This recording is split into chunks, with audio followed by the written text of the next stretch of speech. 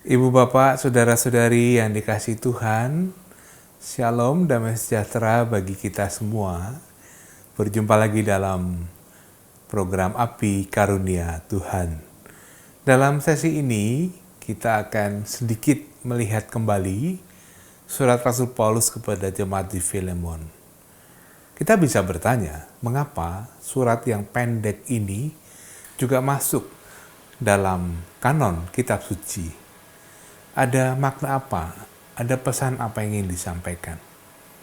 Juga pada sesi ini, Bapak Kardinal akan membahas surat-surat pastoral yang lain, yaitu surat Rasul Paulus kepada Timotius dan juga kepada Titus, dua sahabat Rasul Paulus. Inspirasi iman apa yang bisa kita petik dari dua surat itu? Pasti sangat menarik. Selamat mendengarkan, selamat merenungkan, dan selamat berdoa.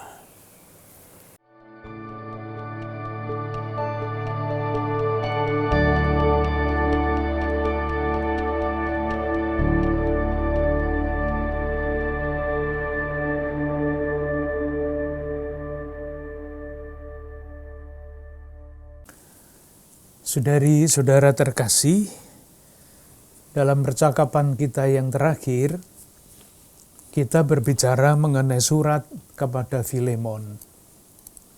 Seorang tuan yang bernama Filemon yang menjadi pengikut Kristus oleh Paulus mempunyai budak namanya Onesimus. Budak itu melarikan diri. Entah bagaimana Onesimus berjumpa dengan Paulus di penjara, dibaptis menjadi pengikut Kristus. Lalu Paulus minta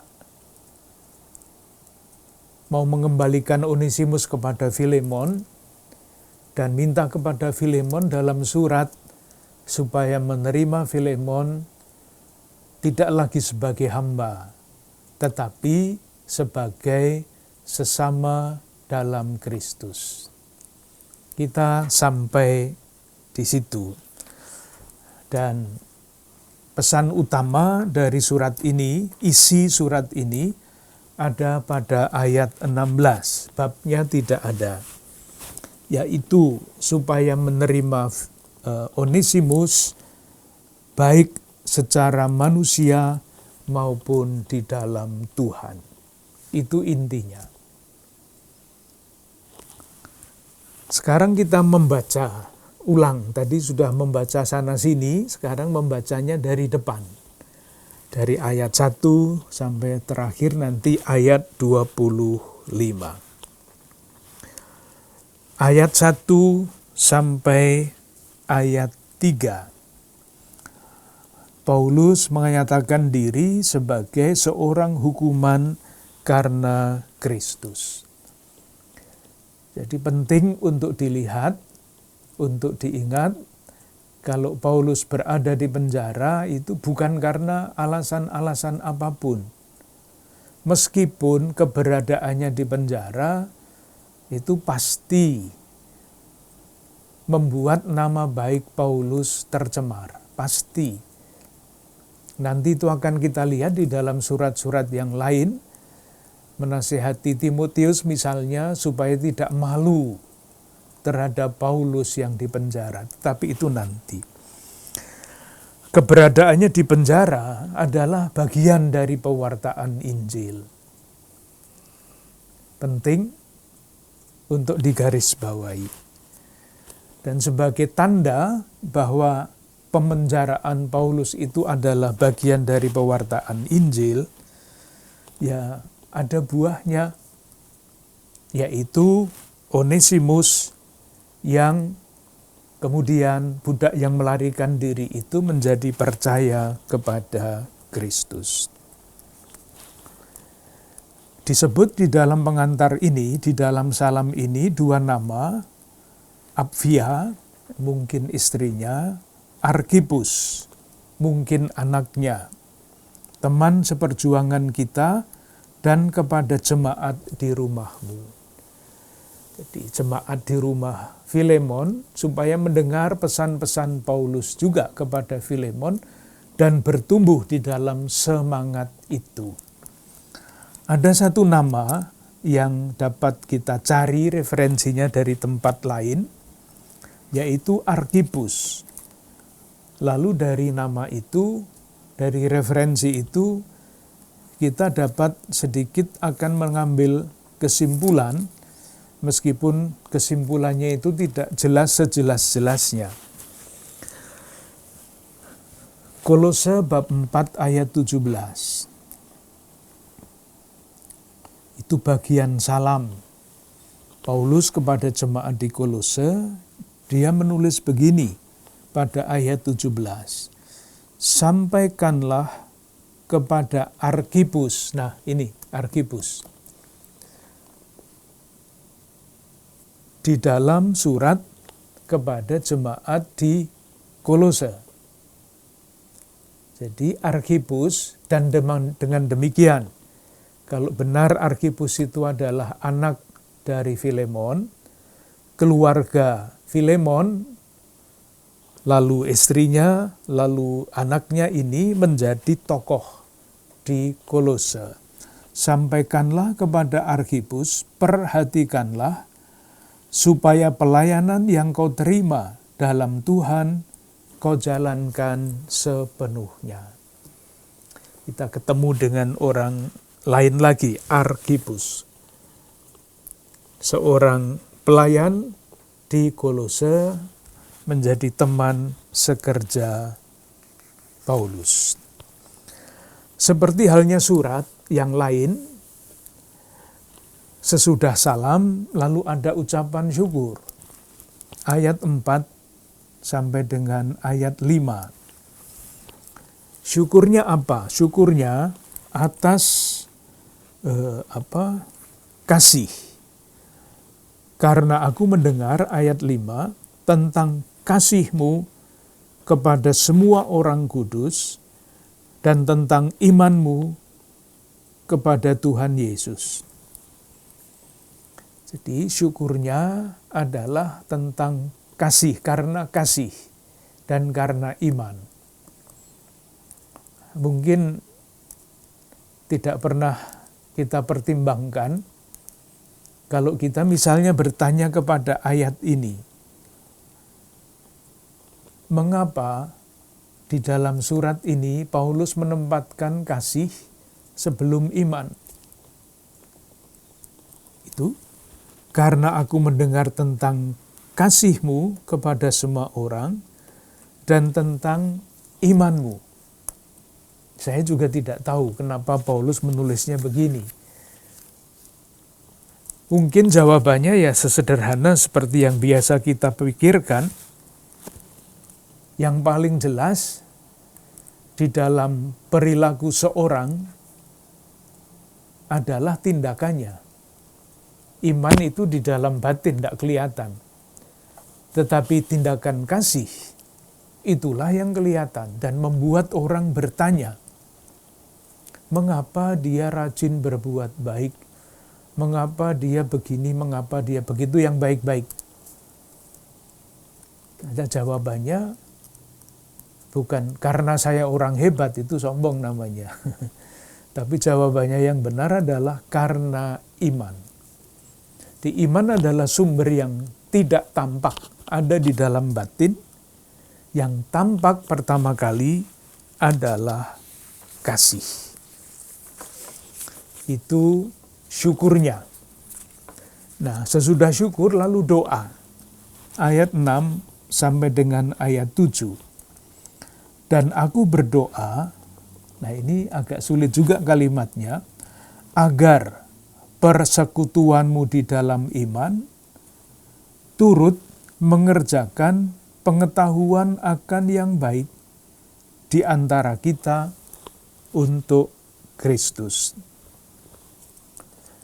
Maksudnya sederhana, kalau kita bahasakan dengan bahasa bebas, kira-kira maksudnya begini, agar persekutuanmu di dalam iman sungguh berdaya guna. Jadi tidak bersekutu dalam iman, terus berdoa, ini, itu, tetapi berdaya guna. Yaitu persekutuan dalam iman itu membuahkan sesuatu. Membuat kita semua, yang dimaksud oleh Paulus adalah di dalam diri Filemon dan jemaat yang beribadah di rumahnya, berkumpul di rumahnya, mengerti perbuatan baik apa yang dapat kita lakukan untuk Kristus. Jadi kalau umat bersekutu di dalam rumahnya Filemon, persekutuan itu membuat jemaat yang berkumpul di rumahnya semakin tahu apa yang namanya perbuatan baik yang dapat dilakukan untuk Kristus. Dalam bahasa kita sekarang, itu kan ketika iman kita bertumbuh, iman yang bertumbuh itu tidak akan diam begitu saja, tetapi akan menimbulkan pertanyaan.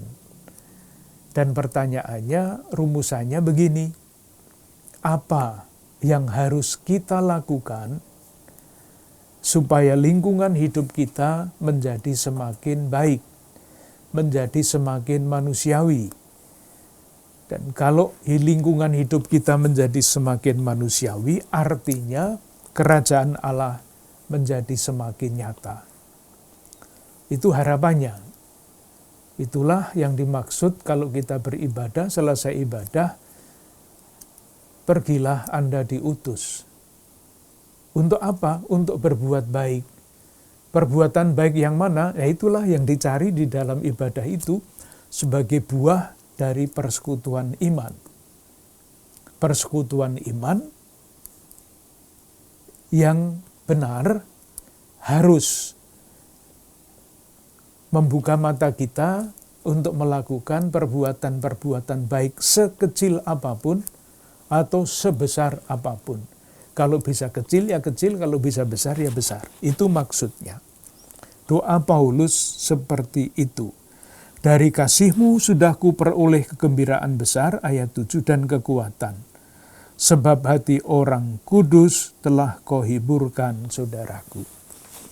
Menarik juga bahwa jemaat yang berkumpul di rumah Filemon itu disebut orang kudus. Menarik juga, kadang-kadang kita berpikir bahwa yang namanya orang kudus itu ya yang ada lingkaran kudusnya di kepalanya itu. Tetapi ini mengajak kita untuk mensyukuri bahwa dengan menjadi pengikut Kristus, kita disebut orang kudus. Nah, tergantung kudusnya itu berapa persen gitu kan. Tapi kan kudus. Dengan berapa persen itu kita dipanggil. Menurut ajaran gereja yang kita yakini, dipanggil untuk menuju kesempurnaan kekudusan. Jadi sesudah salam ada syukur dan doa. Sekarang isi dari surat Paulus. Tadi sudah dikatakan, bukan tadi ya, tetapi dalam perjumpaan yang lalu sudah kita katakan bahwa dalam surat ini Paulus tidak menggunakan wewenangnya. Ayat 8. Ia meminta karena yakin bahwa Filemon itu adalah orang baik, maka tidak usah diperintah-perintah. Mungkin baik juga untuk merasakan ini sekali lagi. Ayat 9. Tetapi mengingat kasih-Mu itu lebih baik aku memintanya daripadamu. Aku, Paulus yang sudah menjadi tua, dipenjarakan karena Kristus. Dan kalau orang meminta itu kadang-kadang menggunakan seluruh cara. Nah ini menggunakan mau mengetuk hati nurani Filemon dengan menyebut dirinya sudah tua, dipenjara dan sebagainya. Pastilah Filemon yang orang baik itu tanpa Paulus harus menyebut sudah tua, dipenjara, akan meluluskan permintaannya. Dalam kurung ayat 11, dahulu memang dia tidak berguna bagimu, tetapi sekarang sangat berguna. Onesimus itu artinya berguna. Kata itu artinya berguna. Nah, Onesimus dulu tidak berguna karena dia budak. Sekarang dia berguna karena dia pengikut Kristus. Dia adalah sesama saudara yang bagi Paulus dan bagi Filemon berguna dalam arti itu. Bukan berguna seperti barang yang bisa dipergunakan, bukan. Tetapi bermakna, mungkin lebih mudah kita memahami seperti itu. Hidupnya di dalam Kristus semakin bermakna, baik sebagai manusia maupun di dalam perspektif iman. Lalu dikatakan sebetulnya Paulus ingin menahan dia karena dia membutuhkan Onesimus. Tetapi itu dia tidak lakukan karena nanti bisa merepotkan. Seperti sudah kita bicarakan, Paulus bisa dituntut, Onesimus bisa dihukum lebih berat lagi karena melarikan diri. Ayat 15 dan 16 itu adalah usaha Paulus seperti biasa untuk memberi makna kepada suatu peristiwa yang pada mulanya tidak jelas. Seperti dulu waktu kita bicara mengenai surat kepada orang Korintus, perpecahan. Nah, atas dasar realitas perpecahan itu, Paulus berbicara mengenai Yesus Kristus yang mempersatukan, yang mendamaikan, yang merobohkan tembok. Demikian juga di dalam ayat 15 dan 16 ini, Paulus berusaha untuk menjelaskan mengapa Onesimus itu melarikan diri. Nah, itulah yang dikatakan Paulus, sebab mungkin karena itulah dia dipisahkan sejenak daripadamu, supaya engkau dapat menerimanya untuk selama-lamanya. Seandainya Onesimus tidak melarikan diri, dia tidak akan berjumpa dengan Paulus. Kalau dia tidak berjumpa dengan Paulus, dia tidak akan mengenal Kristus. Jadi kalau kita bahasakan dengan bahasa yang sederhana, untung Onesimus itu melarikan diri. Seandainya tidak, dia tidak akan menjadi murid Kristus, dan Filemon tidak akan bertumbuh di dalam iman. Karena dia akan memandang Onesimus sekedar sebagai budak. Tetapi karena Onesimus melarikan diri menjadi pengikut Kristus dan dikembalikan oleh Paulus, iman Filemon bertumbuh. Tidak lagi memandang Onesimus sebagai budak, tetapi memandangnya sebagai sesama saudara. Sekali lagi, sebagai manusia, martabatnya harus dihormati, dan dalam Tuhan, iman yang, kalau memakai kata-kata yang kuat, iman yang membongkar struktur perbudakan yang tidak adil itu. Ayat 17-19, Paulus minta supaya Filemon menerima Onesimus seperti menerima dirinya sendiri. Filemon tidak akan minta bayaran. Meskipun Paulus menjanjikan kalau ada utangnya, tanggunkanlah semuanya itu kepadaku. Filemon pasti akan mengatakan, masa saya menagih Bapak Paulus? Kan tidak. Saya akan berhutang kepada Anda. Saya menjadi pengikut Kristus karena Anda. Itulah seluruh isi jemaat kepada Filemon. Yang terakhir, mengenai Filemon ini. Kita bertanya, boleh kan bertanya? Perkara jawabannya nanti ketemu apa tidak itu soal lain. Kita masih boleh mencari jawabannya terus. Mengapa surat yang sependek ini dimasukkan ke dalam kanon kitab suci? Sudah sejak abad kedua. Sehingga tidak ada kesulitan ketika Konsili Trente memutuskan kanon kitab suci Perjanjian Baru, surat kepada Filemon ini masuk. Kita membayangkan kalau Injil itu jelas, ajaran Yesus dan sebagainya. Lah ini pendek sekali. Jawabannya masih harus dicari. Yang pasti adalah sejak zaman para bapa gereja abad kedua, surat ini sudah termasuk di dalam kanon kitab suci. Sudah. Nah, pertanyaan kita, mengapa pada zaman itu surat yang isinya seperti ini masuk di dalam kanon? Mungkin karena inilah satu-satunya surat yang berbicara secara konkret tentang perbudakan. Konkret sekali. Paulus minta supaya budak yang namanya Onesimus diterima. Bukan hanya karena iman, tetapi sebagai manusia. Bukankah ini suatu pengajaran yang tidak kita temukan di dalam surat-surat yang lain dan di dalam kitab suci yang lain, di dalam buku-buku yang lain? Memang di dalam beberapa bagian Rasul Paulus itu berbicara tentang perbudakan, tentang budak. Kita lihat 1-2 ayat ya. Misalnya 1 Korintus bab 7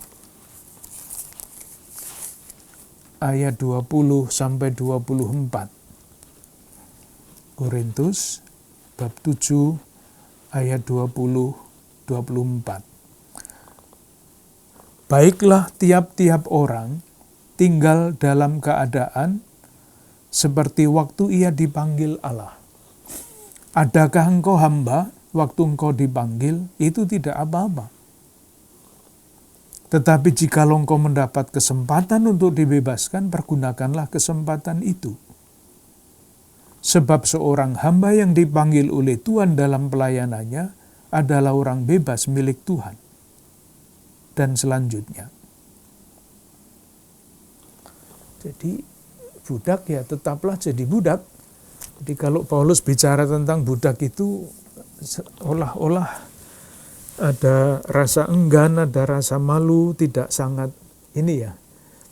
tidak sangat jelas posisinya itu seperti apa. Surat kepada orang Kolose yang juga sudah kita lihat, bab 3 ayat 22. Hai hamba-hamba, taatilah Tuanmu yang di dunia ini dalam segala hal. Tuh, disuruh taat. Tidak ada sesuatu yang yang jelas. Tetapi di dalam surat ini sangat jelas, yaitu tadi ayat 16. Menerima Onesimus sebagai manusia dan dalam Tuhan. Mungkin saya membaca lebih jauh daripada yang dimaksudkan oleh Paulus, tapi itulah namanya tafsir. Ketika suatu teks sudah ditulis oleh penulisnya, kita yang membacanya bisa membaca di dalam teks itu maksud-maksud yang mungkin tidak pernah dipikirkan oleh penulisnya. Itulah yang namanya penafsiran dan hermeneutik. Memang benar Paulus berbicara mengenai runtuhnya tembok-tembok Galatia bab 3 ayat 23. misalnya. Galatia bab 3 ayat 28. Paulus dengan sangat tegas mengatakan begini, dalam hal ini tidak ada orang Yahudi atau orang Yunani, tidak ada hamba atau orang merdeka, tidak ada laki-laki atau perempuan, karena kamu semua adalah satu di dalam Kristus Yesus.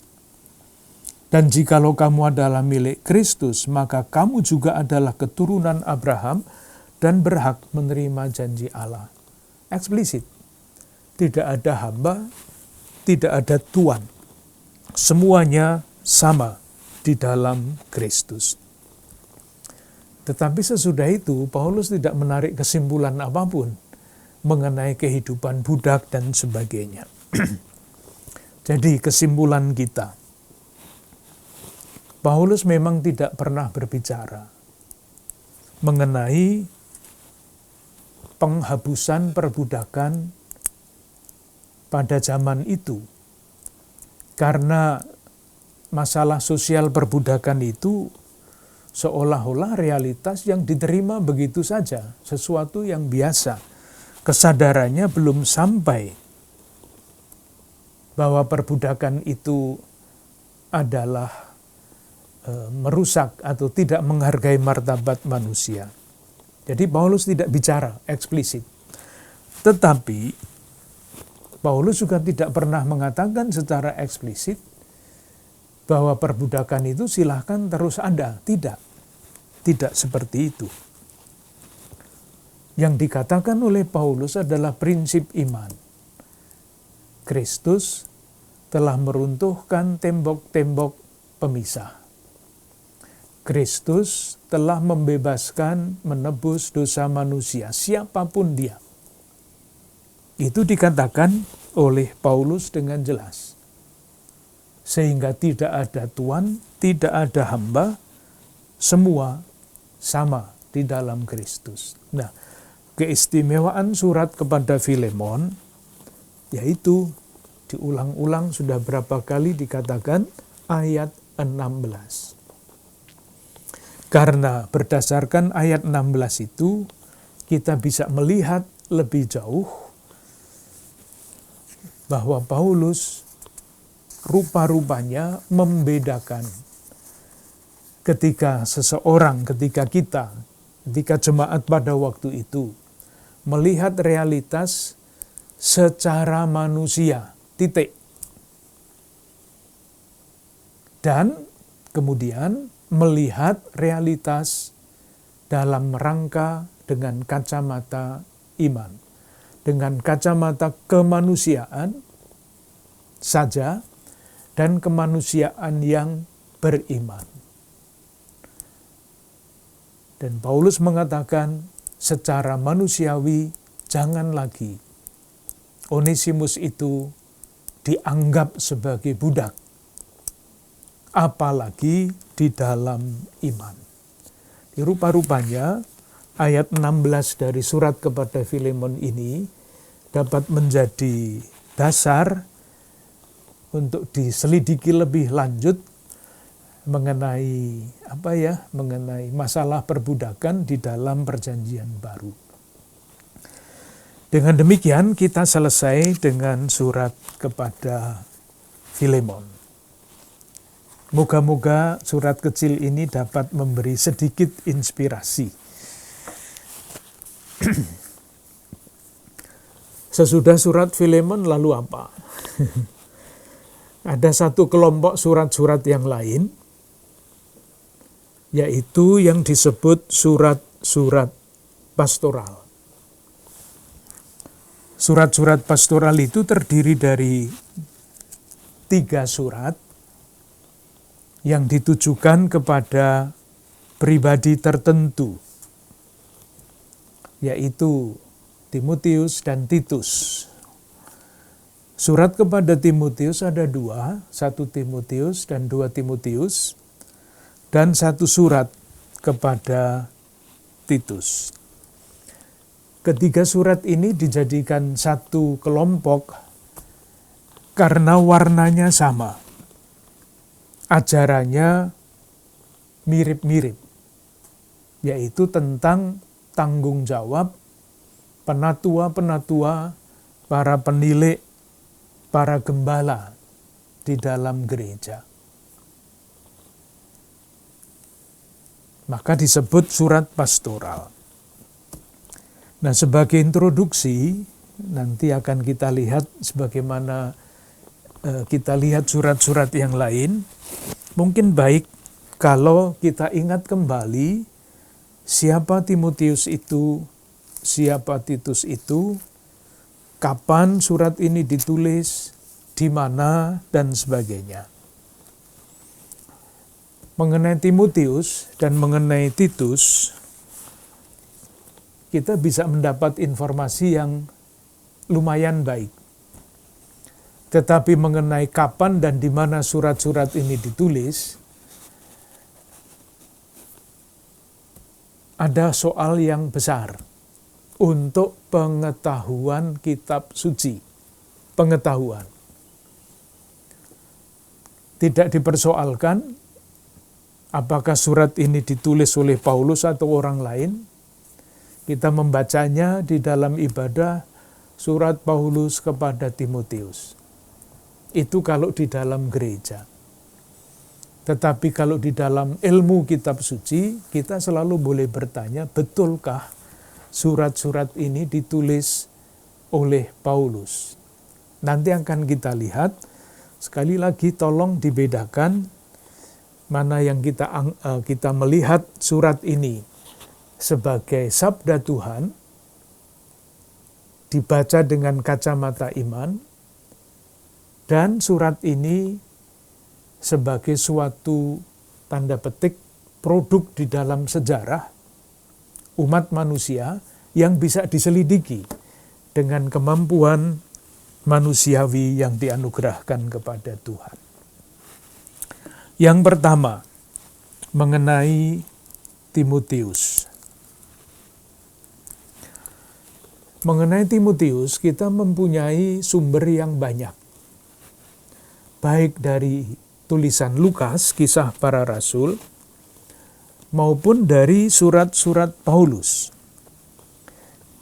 Kita lihat lebih dulu apa yang dikatakan oleh kisah para rasul mengenai Timotius.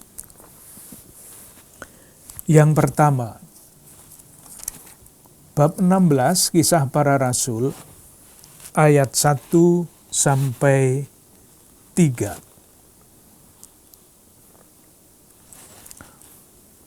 Paulus datang juga ke Derbe dan ke Listra. Di situ ada seorang murid bernama Timotius. Inilah perjumpaan kita pertama di dalam kisah para rasul dengan Timotius. Dari keluarga seperti apa Timotius itu? Rupa-rupanya dia dari keluarga yang terpandang. Dikatakan begini. Ibunya adalah seorang Yahudi yang telah menjadi percaya.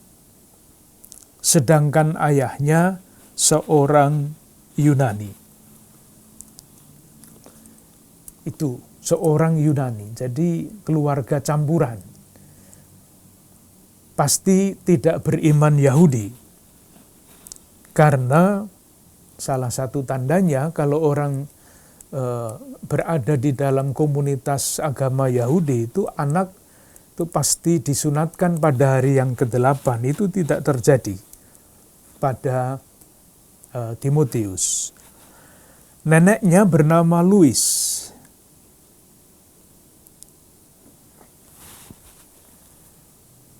Ibunya Eunike, neneknya Louis, itu diceritakan di dalam 2 Timotius bab 1 ayat 5. 2 Timotius bab 1 ayat 5. Baik kalau kita baca bab 1 ayat 5. Sebab aku teringat akan imanmu yang tulus ikhlas, yaitu iman yang pertama-tama hidup dalam nenekmu Lois dan di dalam ibumu Eunike, dan yang aku yakin juga hidup di dalam dirimu. Iman yang diwariskan di dalam keluarga lewat jalur ibu. Timotius ini sudah sangat faham di dalam hal kitab suci. Kita ingat suatu ayat yang penting pada 2 Timotius bab 3 ayat 15. Ingatlah juga 2 Timotius bab 3 ayat 15. Ingatlah juga bahwa dari kecil engkau sudah mengenal kitab suci yang memberi hikmat kepadamu dan menuntun engkau kepada keselamatan oleh iman kepada Kristus Yesus. Nah, ini yang penting. Segala tulisan yang diilhamkan Allah memang bermanfaat untuk mengajar dan sebagainya. Kata ilham. Jadi kalau misalnya kita bertanya, mengapa suatu tulisan menjadi kitab suci? Diterima sebagai kitab suci oleh gereja. Jawabannya ini, karena ditulis dengan ilham Roh Kudus. Yang menerima ilham itu ya hanya penulis kitab suci. Kita tidak lagi menerima ilham yang seperti itu. Jadi di dalam surat ini kita temukan sesuatu yang sangat bermanfaat, berharga untuk pemahaman kita mengenai kitab suci. Waktu kita omong tentang kitab suci, kata ini Dei Verbum mengenai wahyu ilahi, kata ini menjadi sangat penting. Itu informasi dari Kisah Para Rasul.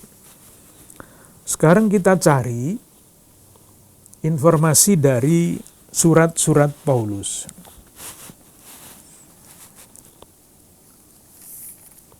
Satu Timotius bab 4 ayat 12. 1 Timotius bab 4 ayat 12. Janganlah seorang pun menganggap engkau rendah, karena engkau masih muda. Nah, surat ini nanti akan kita lihat 1 Timotius itu ditulis jauh sesudah perjumpaan Paulus dengan Timotius di dalam Kisah Para Rasul bab 16 tadi.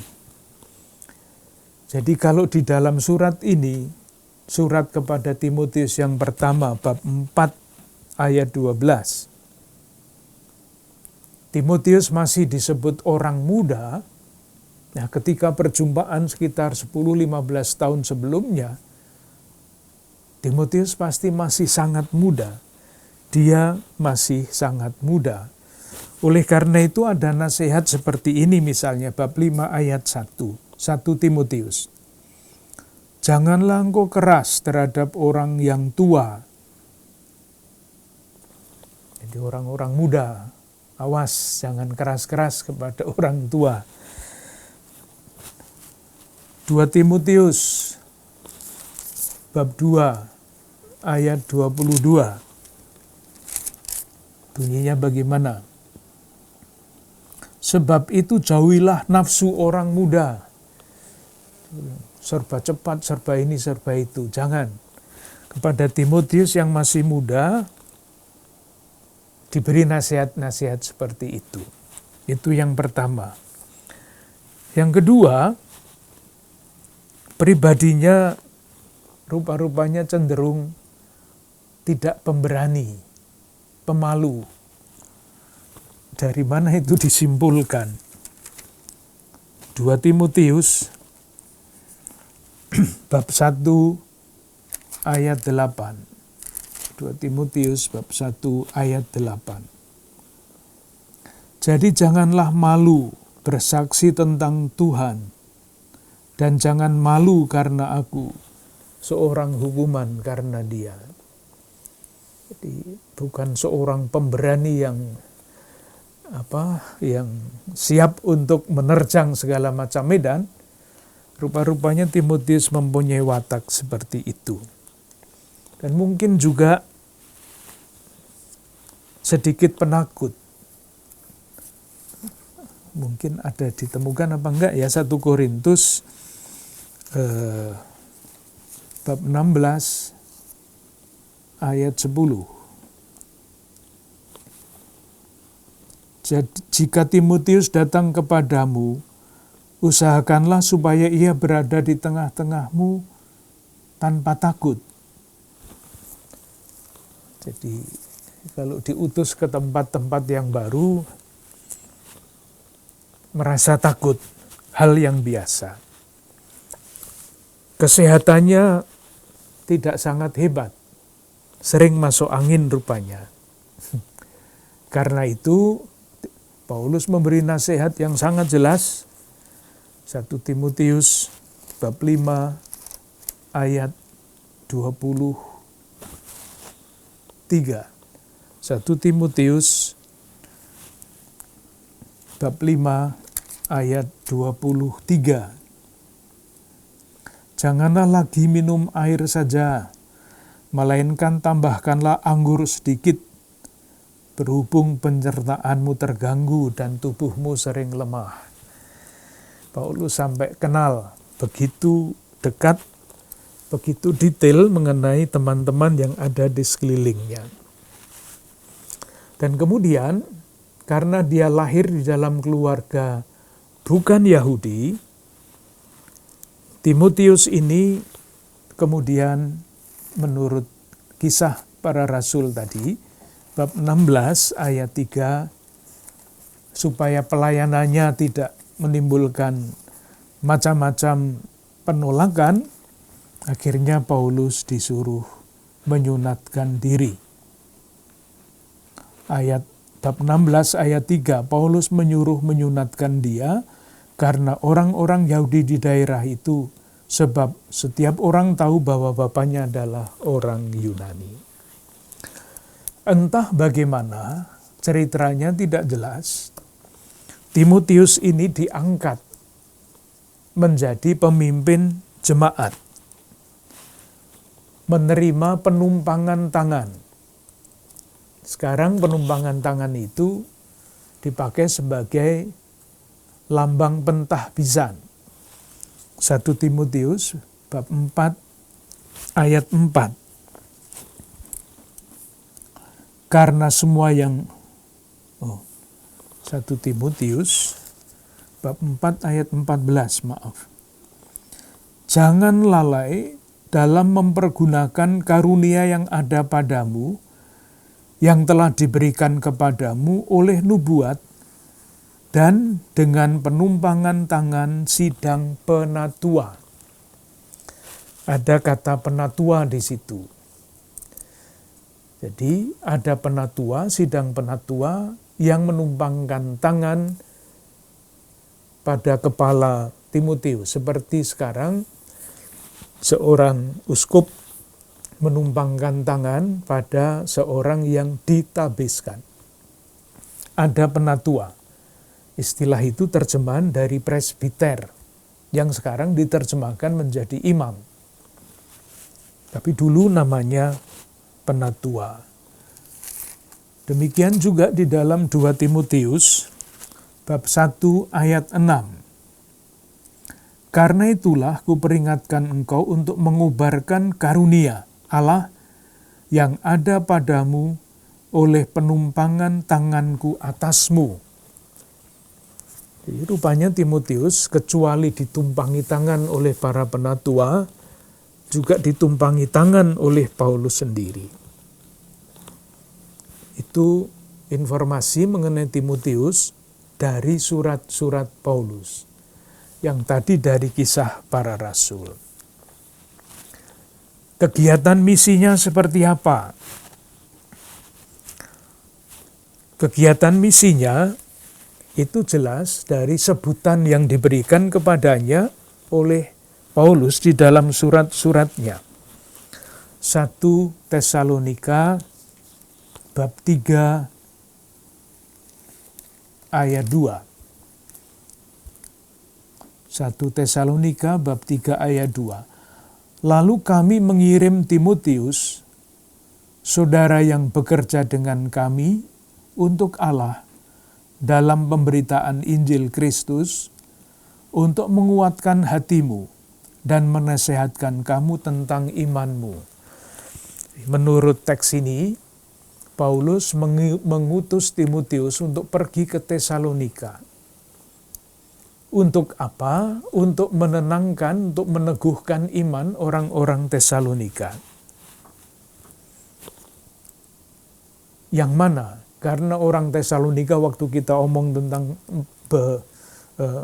mempelajari surat kepada jemaat di Tesalonika itu kan, orang Tesalonika ribut kapan Yesus akan datang kembali ini. Sehingga macam-macam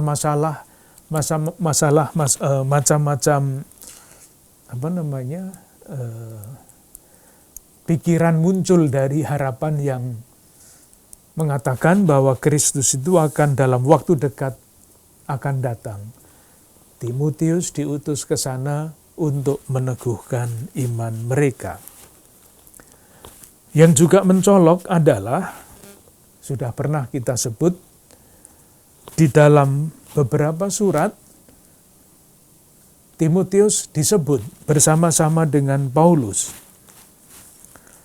Misalnya, ketika dia menulis surat kepada, yang pertama kepada jemaat di Tesalonika. Bab 1 ayat 1, nanti bisa dicek sendiri yang lain.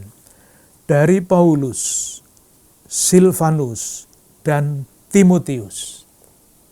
Jadi Timotius bersama-sama dengan Paulus. Demikian juga surat yang kedua kepada jemaat di Tesalonika. Sama. Dari Paulus, Silvanus, dan Timotius. Kepada jemaat di Filipi, sama.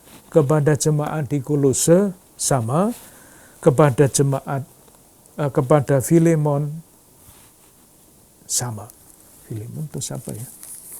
Bentar.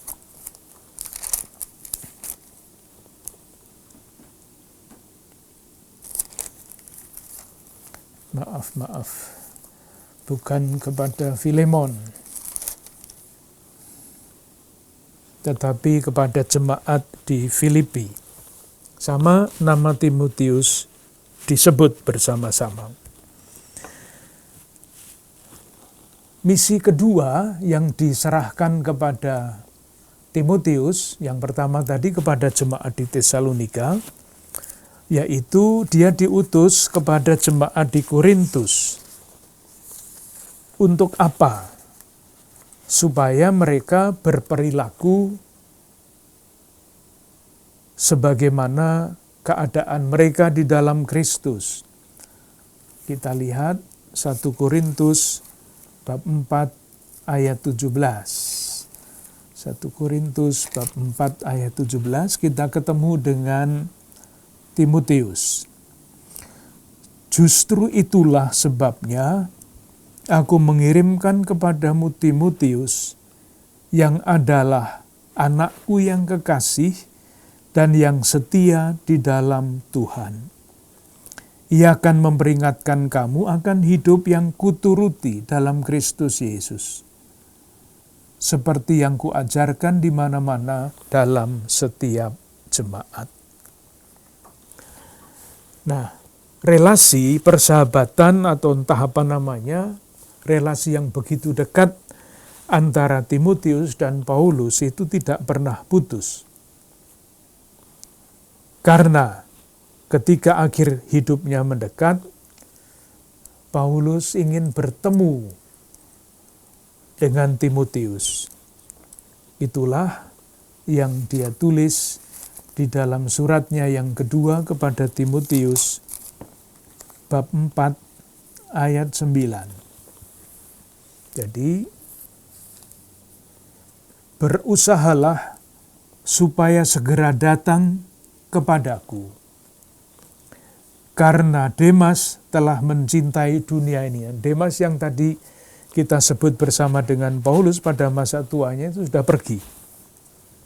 Paulus sangat dirindukan, Timotius sangat dirindukan oleh Paulus karena sangat-sangat baik. Diulangi lagi ayat 21 bab 4. 2 Timotius bab 4 ayat 21. Berusahalah kemari sebelum musim dingin. Dan selanjutnya. Nah, yang pernah kita pelajari dari surat kepada jemaat di Filipi mengenai Timotius, itu kita temukan pada bab 2 ayat 19 sampai 24. Saya pikir ini dapat merangkum relasi antara Paulus dan Timotius. Tetapi saya baca Filipi bab 2 ayat 19. Tetapi dalam Tuhan Yesus, kuharap segera mengirimkan Timotius kepadamu, supaya tenang juga hatiku oleh kabar tentang hal ikhwalmu. Karena tak ada seorang padaku yang sehati dan sepikir dengan dia, dan yang begitu bersungguh-sungguh memperhatikan kepentinganmu. Sebab semuanya dan selanjutnya. Begitu percaya Paulus itu kepada Timotius. Sekarang kepada Titus. Siapa Titus itu? Nah, inilah yang sulit. Kita tidak mempunyai banyak berita mengenai Titus. Tidak. Dalam Kisah Para Rasul, dia tidak disebut sama sekali. Ada beberapa informasi dalam surat-surat Paulus yang lain. Jadi misalnya, Galatia, surat kepada jemaat di Galatia, bab 2 ayat 3. Kemudian, Galatia bab 2 mulai dari ayat 1. Kemudian setelah lewat 14 tahun, aku pergi pula ke Yerusalem dengan Barnabas, dan Titus pun kubawa juga.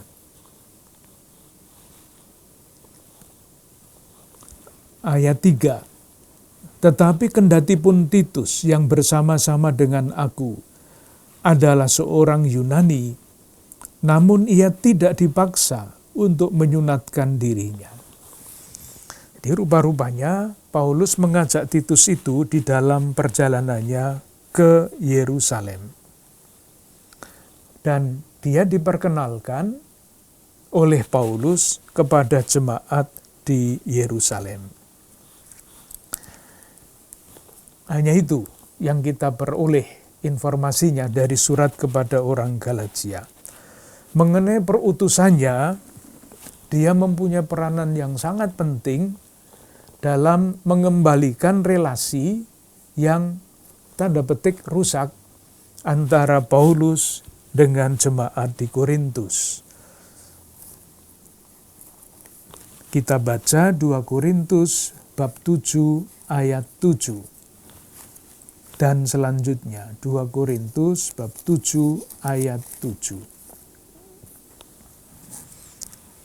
Nanti bisa dibaca, kita baca mulai ayat 6. Tetapi Allah yang menghiburkan orang yang rendah hati, telah menghiburkan kami dengan kedatangan Titus. Bukan hanya oleh kedatangannya saja, tetapi juga oleh penghiburan yang dinikmatinya di tengah-tengah kamu. Karena ia telah memberitahukan kepada kami tentang kerinduanmu, keluhanmu, kesungguhanmu untuk membela aku, sehingga semakin bertambahlah sukacitaku. Ketika ada soal antara Paulus dan jemaat di Korintus, Titus diutus, Titus kembali membawa kabar baik Bapak Paulus tidak usah khawatir dengan orang-orang Korintus. Dikatakan, kesungguhanmu untuk membela aku. Orang-orang Korintus tidak jelek-jelek amat. Mereka sungguh-sungguh juga ingin membela Anda. Ayat 13, bab yang sama, sampai dengan 15. Dan selain penghiburan yang kami peroleh itu, kami lebih lagi bersukacita oleh karena sukacita Titus, sebab kamu semua menyegarkan hatinya. Lalu ayat 14, aku memegahkan kamu kepadanya, dan kamu tidak mengecewakan aku. Kami senantiasa mengatakan apa yang benar kepada kamu, demikian juga kemegahan kami di hadapan Titus sudah ternyata benar. Jadi, Titus mempunyai peranan yang sangat penting. Pernah kita bicarakan pribadi Titus ini, dengan watak-wataknya dia dikirim untuk menyelesaikan tanda petik krisis besar dalam hal relasi Paulus dengan orang-orang di Korintus. Dan karena itu, karena bakat-bakatnya itu, kita sekarang masuk ke surat Titus. Titus diberi tanggung jawab untuk menyempurnakan organisasi gereja di Kreta. Bab 1 ayat 5. Aku telah meninggalkan engkau di Kreta dengan maksud ini, supaya engkau mengatur apa yang masih perlu diatur, dan supaya engkau menetapkan penatua-penatua di setiap kota, seperti yang telah kupesankan kepadamu. Menurut 2 Timotius bab 4 ayat 10, 2 Timotius bab 4 ayat 10, kita lihat, berusahalah supaya segera datang kepadaku, karena Demas dan selanjutnya ia telah berangkat ke Tesalonika, Kreskes telah pergi ke Galatia, dan Titus ke Dalmatia. Namanya ada disebut di situ. Ini mengenai 2 orang yang dikirimi surat oleh Paulus, Timotius dan Titus. Sekarang kita masuk ke pengetahuan yang sebetulnya tidak begitu perlu, tetapi saya merasa bagus juga ya kalau kita pernah memasuki salah satu wilayah tafsir yang berkaitan dengan masalah, misalnya kapan surat Paulus ini ditulis dan di mana surat-surat ini ditulis. Moga-moga tidak membingungkan. Kalau membingungkan ya dilupakan saja. Tapi saya merasa bagus. Maksud saya begini, karena di tengah-tengah masyarakat kita itu ada berbagai macam faham tentang kitab suci. Faham gereja Katolik tentang kitab suci sangat berbeda dengan faham-faham dari komunitas-komunitas agama lain. Yang sering terjadi adalah faham tertentu dipakai untuk membaca kitab suci Kristiani. Dia salah karena fahamnya A, mestinya yang dibaca dengan kacamata B, tapi dibacanya dengan kacamata A yang tidak cocok.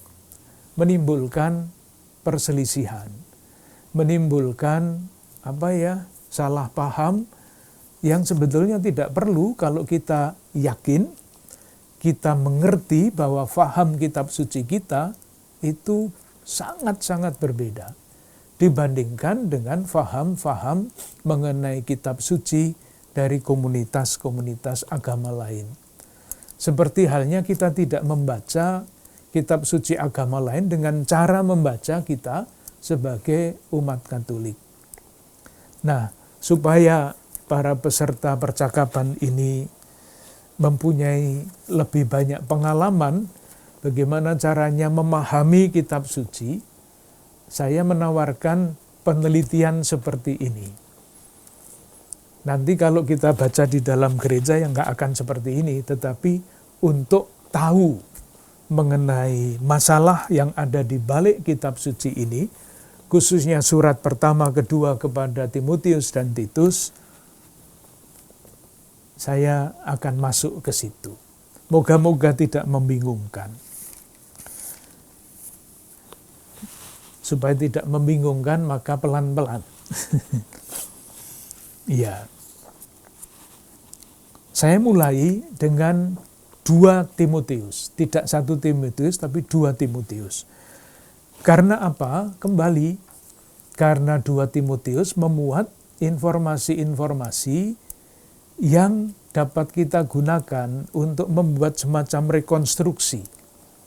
Kapan surat ini ditulis dan di mana. Kita mulai dengan 2 Timotius bab 4 ayat 7. 2 Timotius bab 4 ayat 7. Dikatakan begini, "Aku telah mengakhiri pertandingan yang baik, aku telah mencapai garis akhir, dan aku telah memelihara iman." Di balik ayat ini ada apa? Jadi kita mengumpulkan informasi-informasi, nanti kita coba membuat kesimpulan.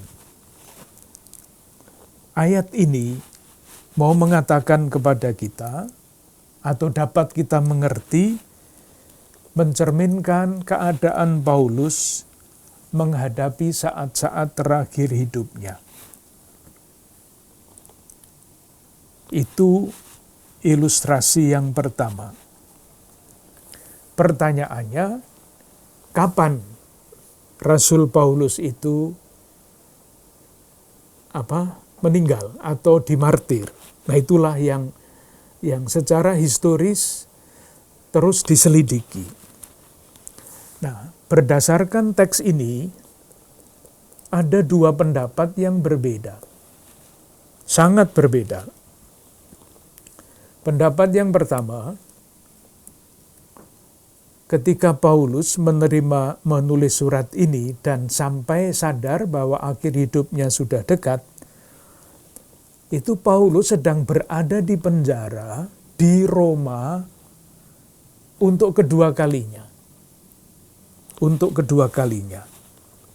Pemenjaraan yang pertama, kalau masih kita ingat, kisah para rasul itu kan perjalanan panjang.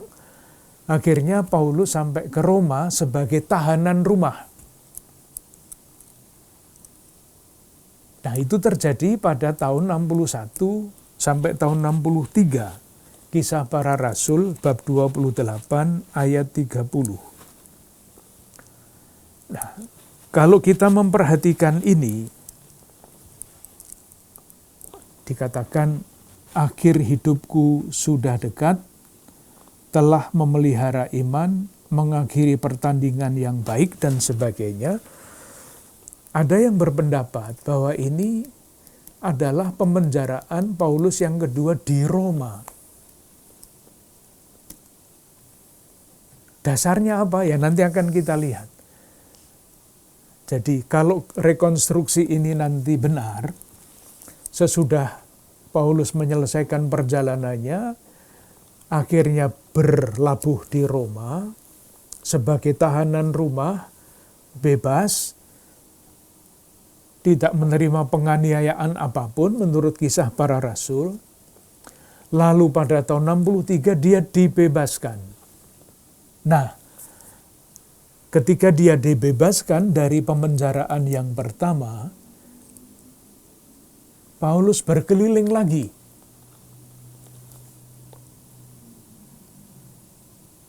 Dan entah bagaimana dia sampai di Roma, dan di Roma pada waktu itu terjadilah penganiayaan. oleh kaisar yang terkenal kejamnya, namanya Kaisar Nero.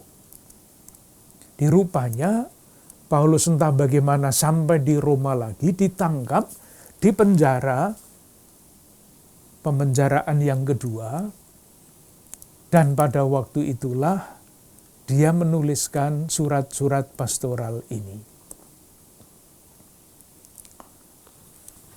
Pasti belum jelas karena belum selesai penjelasannya. Tapi pembicaraan kita sudah lama, maka kita simpan untuk percakapan yang akan datang. Terima kasih.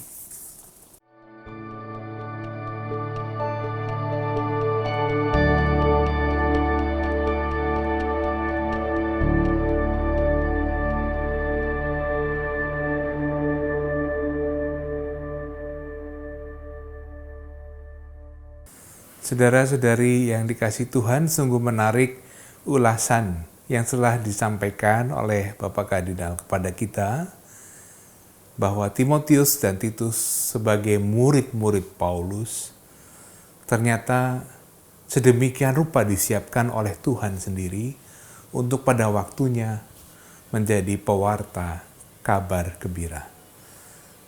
Timotius dengan latar belakang keluarganya, Titus dengan latar belakang pribadinya, dengan keunikannya masing-masing dipanggil menjadi pewarta kabar gembira.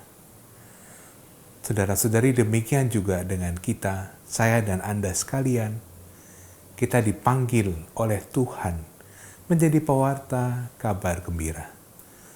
Semoga kita senantiasa bisa melakukannya dalam hidup sehari-hari, agar nama Tuhan semakin dimuliakan dan kita mengalami pengudusan. Sampai jumpa dalam sesi minggu mendatang. Kita mohon berkat Tuhan. Allah yang Maha Rahim, curahkanlah rahmat-Mu ke atas kami semua, pada keluarga dan komunitas kami. Kami mohon rahmat Roh Kudus-Mu, agar kami dapat menjalankan tugas perutusan kami untuk mewartakan kasih dan kabar gembira. Berkat-Mu turun berlimpah ke atas kami semua, dalam nama Bapa, Putra, dan Roh Kudus. Amin. Terima kasih, sampai jumpa.